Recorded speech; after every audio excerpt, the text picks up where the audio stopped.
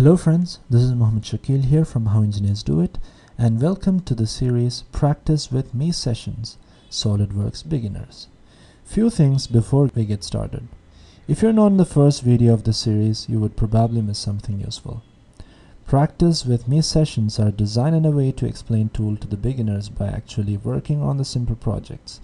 Thereby they learn to implement the tool at the same time. It requires zero CAD knowledge if you want to start with these lessons. I will make the drawing file full size in every video beginning so the users can take a screenshot of it and use it while they practice. This series is created following the success and appreciation I received from CAPA videos, so I will try my best to do the same with SolidWorks as well. I request my viewers and subscribers to give the same support I received from CAPA tutorial videos so that we can make this program a huge success. As usual, give thumbs up and comments. Without further ado, let's begin. In this video, we'll work on exercise number 25. To start off, we'll go to File, New, and open a new part template. Now we have the empty workspace open. On the left side, we have the drawing. So let's begin by going to the sketch and initiating the sketch by clicking on the front plane. And let's begin the sketch by keeping origin as the reference, and we'll take the corner rectangle and just draw a rectangle here.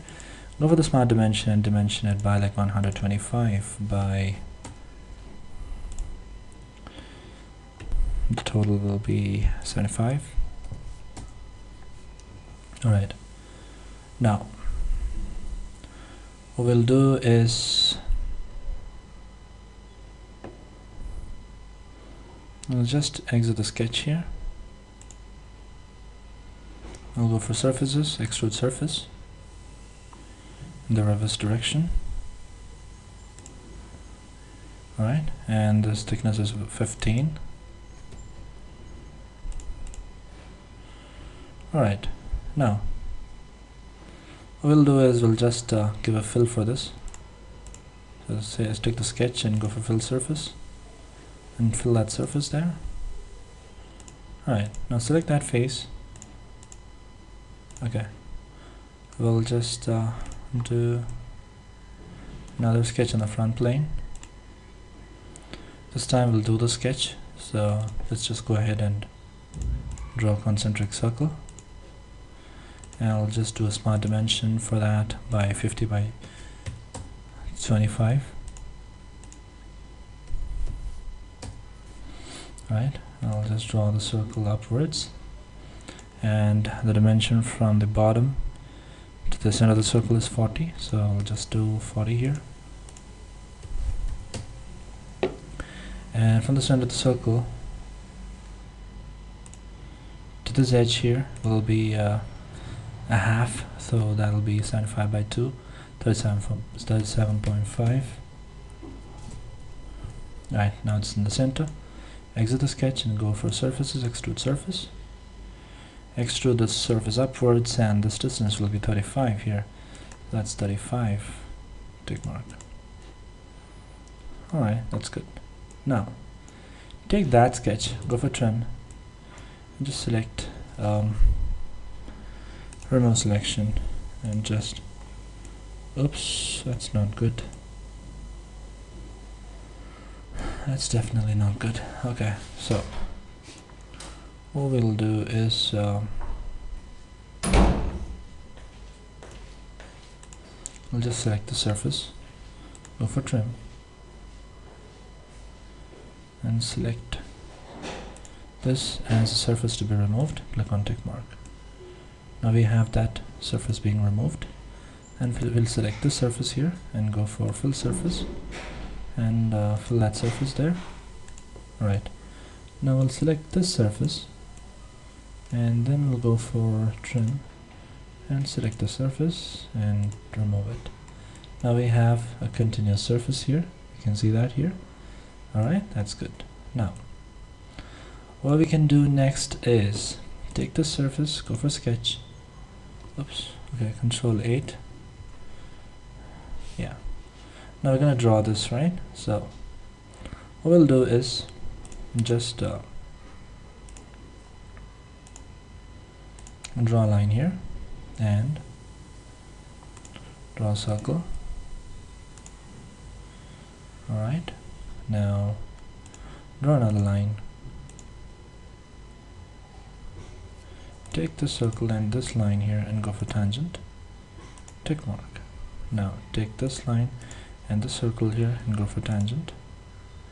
Tick mark. Now you can just go ahead and do the trim entities feature here. I can do is just use the trim entities and remove this portion as well, and finally give the dimension for this. That'll be radius 15. So that's radius 15. Tick mark. Alright, that's good. Now what you can do is just go ahead and create a center line here, and I'm just gonna mirror this couple of lines and just go for mirror entities. Oops, this is something that have been bothering me for a while, so I'll just go for mirror entities and select this and this here and go for mirror about and select this axis. Before, mirror entities used to work like, you know, I'll select these two and then I'll go for mirror entities and select the axis, and it used to work. Now it's like I select the mirror, I'll select the input and go for mirror entities, and it already mirrors it with respect to this line here. So that's pretty not good, and maybe it's the software issue that I am myself is facing, because it used to work before. So however, we'll just move forward. So we'll just dimension this also. So this is 50 and this is 15, so that'll be 35. So from here to here, that's ups. From here to here, it's 35. 35. Let's see. Okay, so much. So now it looks like the sketch is fully constrained. What you can do is exit the sketch, and now you can go for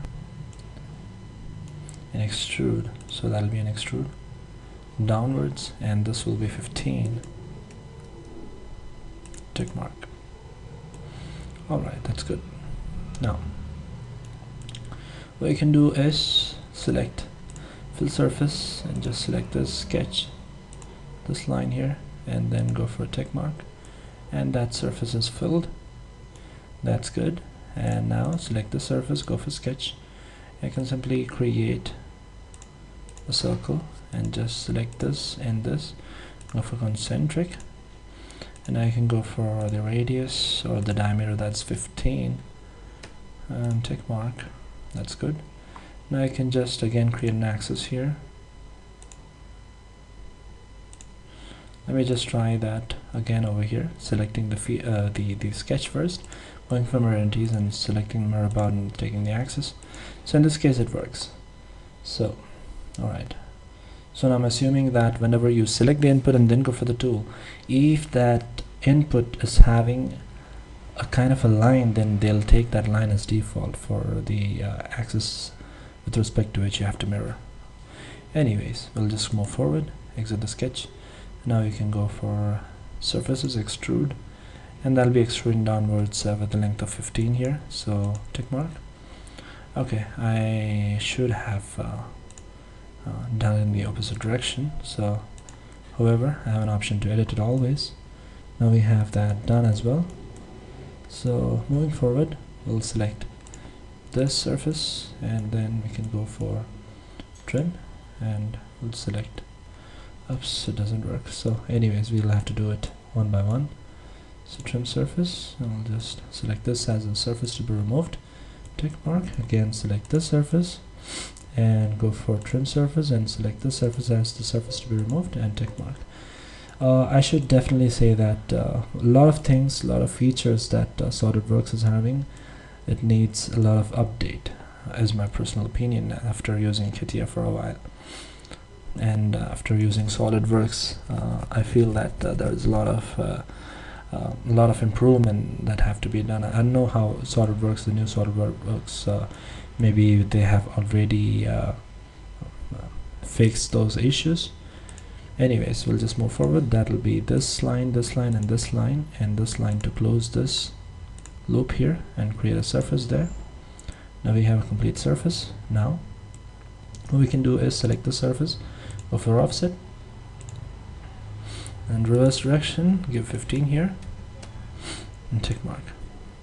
Now what we have to be worried about is this surface is still here. So select the surface as the surface, the tool that is required to be trimmed, and go for keep selection and select this selection and go for tick mark. Now that would be kept, and that will be a perfect continuous surface.